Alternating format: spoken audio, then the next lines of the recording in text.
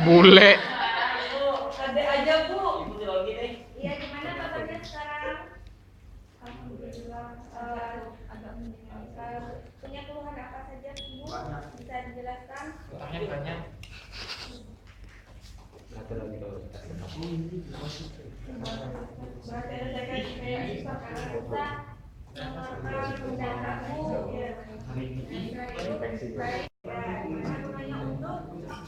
Mengencerkan ataupun membantu merontokkan dari dahak yang melekat pada dinding pernafasan. Apakah itu bersedia?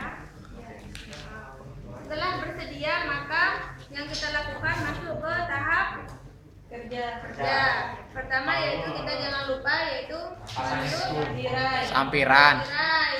menjaga privasi dari pasien. Setelah itu Atur posisi. Nah, setelah itu kita mendekatkan alat dulu. Setelah itu baru kita kalau memang perlu pakai handphone ya pakai handphone. Setelah itu baru kita mengatur posisi. Handphone dulu Bu.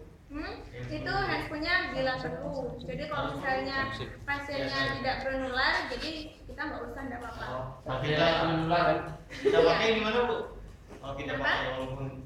Tapi kalau di ruangan, kalau mulai sekarang ini yang saya lihat sudah memakai handphone. Dalam tindakan apapun tuh memakai handphone.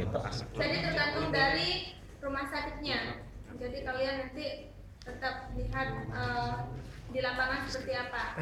Dan setelah itu masuk ke tahap kerja sudah, baru